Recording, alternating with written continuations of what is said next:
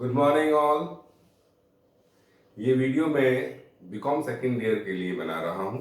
BCom second year में paper second है लागत लेखांकन। उसका फर्स्ट जो चैप्टर है कॉस्ट अकाउंटिंग एक परिचय, उसको मैं ब्रीफ आपको बता रहा हूँ।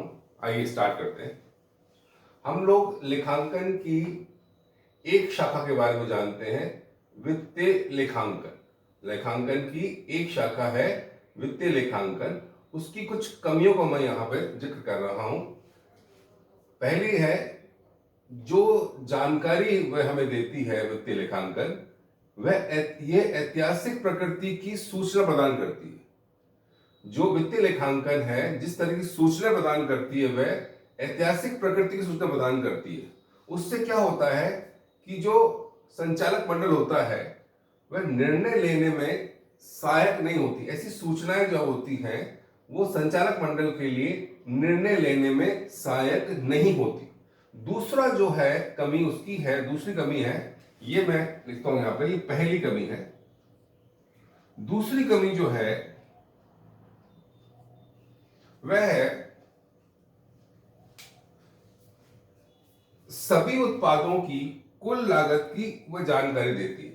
यानी अगर कोई भी संस्था या कोई भी कंपनी एक से ज्यादा उत्पाद बनाती है तब भी वित्तीय लेखांकन सभी उत्पादों की कुल लागत की जानकारी देगी। यानी अगर हमें प्रत्येक उत्पाद की लागत की जानकारी चाहिए तो वैसी जानकारी हमें वित्तीय लेखांकन से प्राप्त नहीं होती है। तीसरी कमी है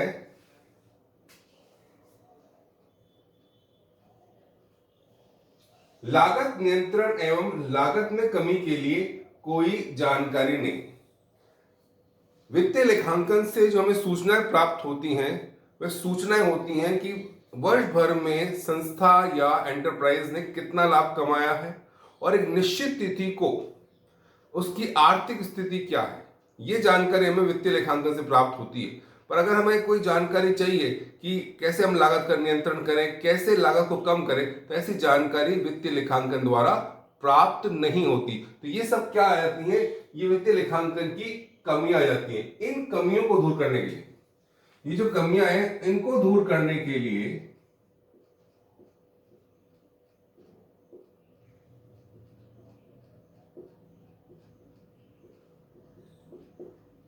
एक लेखांकन की एक और शाखा का विकास हुआ।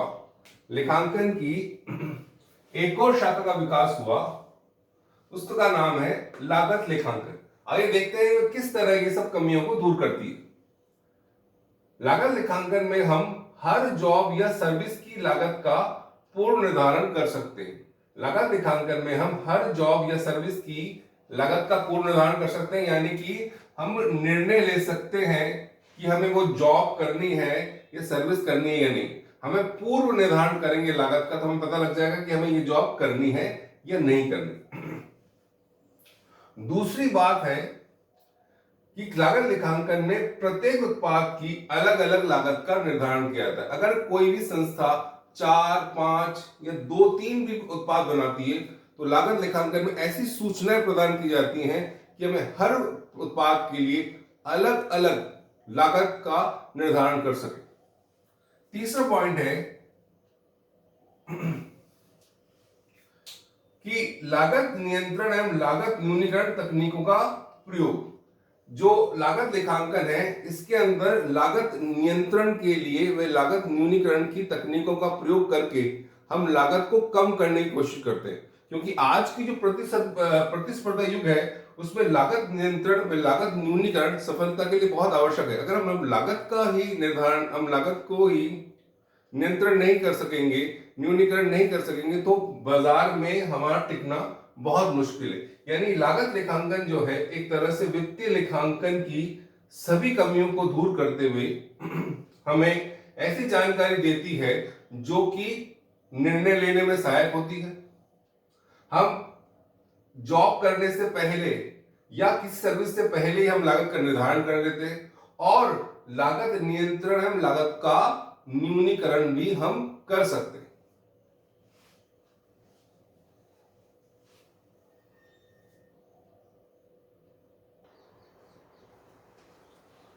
लागत लेखांकन के अंतर्गत लागत का जो निर्धारण होता है उसकी बात करते हैं।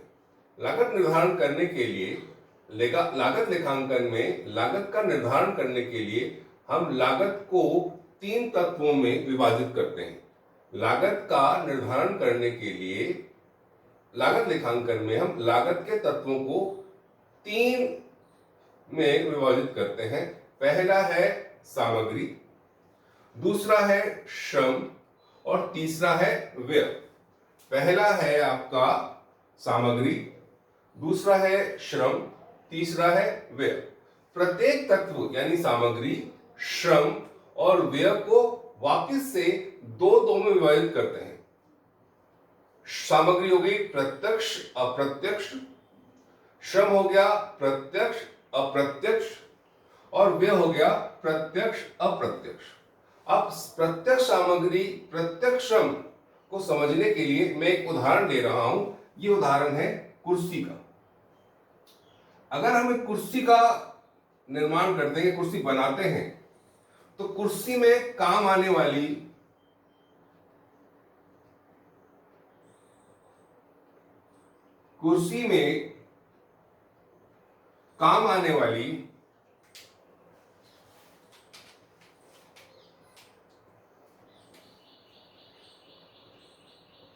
लकड़ी, सनमाइका,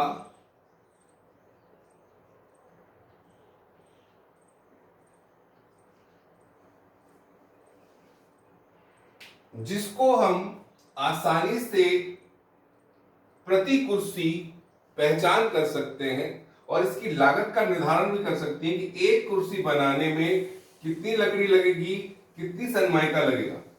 फिर बता रहा हूं मैं आपको, अगर मैं कुर्सी का उदाहरण लेके समझाऊं कि प्रत्यक्ष सामग्री कौन सी होती है, प्रत्यक्ष श्रम कौन सा होता है, तो अगर एक कुर्सी बनाने में कितनी लकड़ी लगती है, कितनी सनमाइका लगती है, ये पहचान करना बहुत आसान है। इसी तरह से प्रत्येक लकड़ी प्रति कुर्सी कितनी लकड़ी लगेगी, कितनी सनमाइका लगेगी, यह भी पहचानना आसान है। तो ऐसे सामग्री को हम जिनकी पहचान हम प्रति यूनिट कर सकते हैं, प्रति इकाई कर सकते हैं, उसको प्रत्यक्ष सामग्री बोलते हैं। जबकि कुर्सी बनाने में लगने वाली दूसरे पदार्थ जैसे कीले, प्लास्टिक के जो लगते हैं गुटके और फेविकॉल,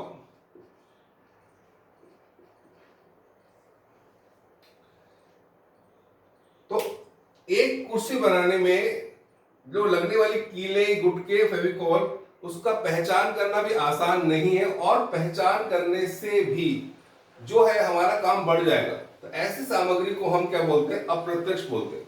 यानी एक कुर्सी बनाने में लगने वाली लकड़ी, सनमाइका, ऐसे पदार्थों को जिनकी पहचान आसानी से हो सकती है प्रति इकाई, उनको हम बोलते हैं प्रत्यक्ष सामग्री। जबकि जो अन्य पदार्थ होते हैं, छोटे छोटे पदार्थ होते हैं, कीले, गुटके, फेविकॉल, उन्हें हम बोलते हैं अप्रत्यक्ष सामग्री। ऐसे ही श्रम प्रत्यक्ष और अप्रत्यक्ष। प्रत्यक्ष यानी कि एक कुर्सी बनाने में लगने वाले घंटे की मजदूरी, एक कुर्सी बनाने में कितने घंटे लगते हैं, कितनी मजदूरी लगती है, उसको बोलेंगे हम प्रत्यक्ष मजदूरी। जबकि हेल्पर की मजदूरी हुई या फैक्ट्री के अंतर्गत गेट कीपर,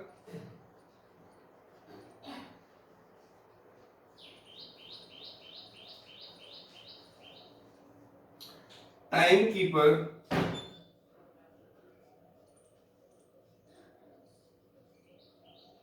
मशीन सेटर, इन सब की जो मजदूरी होती है उसको हम अप्रत्यक्ष मजदूरी बोलते हैं। इसी तरह से जो व्यय होते हैं वो प्रत्यक्ष और अप्रत्यक्ष होते हैं। क्योंकि प्रत्यक्ष व्यय बहुत कम होते हैं इसलिए अधिकतर इनका जिक्र नहीं होता। प्रत्यक्ष व्यय में अधिकतर जो होती है वह आती है प्राथमिक पैकिंग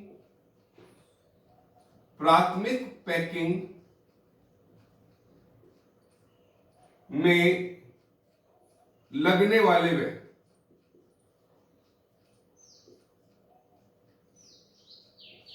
प्राथमिक पैकिंग उसको बोलेंगे ऐसी पैकिंग जो कि पदार्थ को बनाकर स्टोर करने के लिए आवश्यक है। दो प्रकार की पैकिंग होती है, एक पैकिंग होती है जो पदार्थ को बनाने के बाद स्टोर करने के लिए आवश्यक होती है, और दूसरी प्रकार की पैकिंग जो ग्राहकों तक उसे पहुंचाने के लिए की जाती है। तो पहले के प्रकार की जो पैकिंग होती है प्राथमिक पैकिंग, उसको हम जो है प्रत्यक्ष व्यय कहते हैं। अब नेक्स्ट पॉइंट करते हैं हम लोग। जो प्रत्यक्ष सामग्री होती है, आपकी प्रत्यक्ष सामग्री और प्रत्यक्ष श्रम और प्रत्यक्ष व्यय,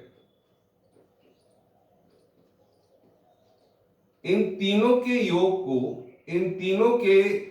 को हम मूल लागत कहते हैं। इन तीनों के योग को हम मूल लागत कहते हैं। प्रत्यक्ष सामग्री, प्रत्यक्ष श्रम और प्रत्यक्ष व्यय, तीनों के योग को हम मूल लागत कहते हैं। इसके अंदर हम जोड़ते हैं अप्रत्यक्ष श्रम, अप्रत्यक्ष सामग्री,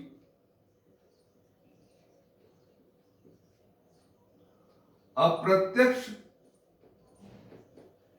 श्रम और अप्रत्यक्ष व्यय। अप्रत्यक्ष सामग्री, अप्रत्यक्ष श्रम और अप्रत्यक्ष व्यय के योग को हम कहते हैं ऊपरी व्यय। ऊपरी व्यय।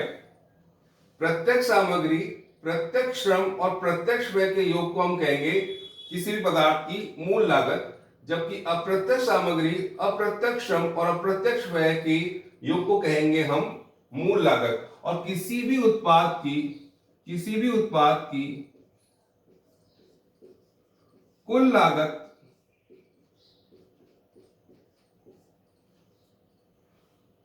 मूल लागत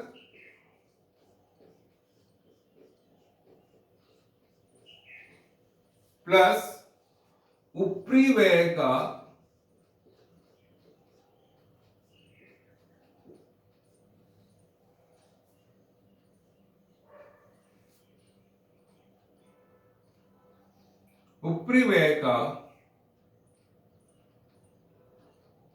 प्रोपोर्शनेट एलोकेशन।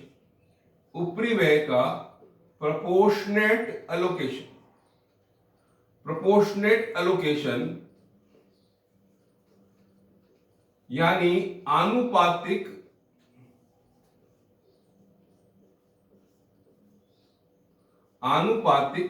आवंटन। जैसा मैंने आपको पहले भी बताया था कि प्रत्येक पदार्थ की प्रत्येक इकाई पर लगने वाली प्रत्यक्ष सामग्री, प्रत्यक्ष श्रम और प्रत्यक्ष व्यय का तो हम निर्धारण कर सकते हैं, पर ये जो अप्रत्यक्ष सामग्री होती है, अप्रत्यक्ष श्रम होता है, अप्रत्यक्ष व्यय होता है, इसका जो हम एब्जॉर्प्शन करते हैं यानी इनको आवंटन करते हैं, ये जो महीने में, वीक में, वर्ष में जो कुल इकाई होती है उस पर आनुपातिक आधार पर करते हैं। हम प्रति इकाई इनका निर्धारण नहीं करते, ना कई कर सकते ना करते हैं। कई बार करना बहुत संभव है तो हम करते नहीं क्योंकि बहुत लागत लगती है। तो प्रत्यक्ष सामग्री, प्रत्यक्ष श्रम और प्रत्यक्ष व्यय का प्रति इकाई हम निर्धारण करते हैं, जबकि अप्रत्यक्ष सामग्री, अप्रत्यक्ष श्रम और प्रत्यक्ष व्यय को हम जो प्रति सप्ताह, प्रति माह का जो उत्पादन होता है उस पर आनुपातिक रूप से आवंटित कर देते हैं। फिर मैं रिपीट कर रहा हूं आपको कि प्रत्यक्ष सामग्री, प्रत्यक्ष श्रम और प्रत्यक्ष व्यय के योग को हम कहते हैं मूल लागत। ये प्रति इकाई निर्धारित की जाती है, यानी एक कुर्सी में लगने वाली प्रत्यक्ष सामग्री कितनी होगी उसका निर्धारण करेंगे, उसकी लागत कितनी है। एक कुर्सी में कितनी श्रम लगी, कितने घंटे की बनाने में लगे, कितनी मजदूरी देनी पड़ी मेरे को, वो हम निर्धारित करेंगे। और कितना प्रत्यक्ष व्यय लगे ये हम प्रति एक कुर्सी का निर्धारण करेंगे। जबकि अप्रत्यक्ष सामग्री, अप्रत्यक्ष श्रम और अप्रत्यक्ष व्यय जो है, मान लीजिए हमने एक वीक में 100 कुर्सी बनाई तो उन 100 कुर्सी पर हम लोग इसको आनुपातिक रूप से आवंटित करेंगे। और इनके योग को अप्रत्यक्ष सामग्री, अप्रत्यक्ष श्रम और अप्रत्यक्ष व्यय के योग को कहते हैं हम लोग उपरि व्यय, और इन दोनों के ही योग से बनती है किसी भी उत्पाद की कुल लागत।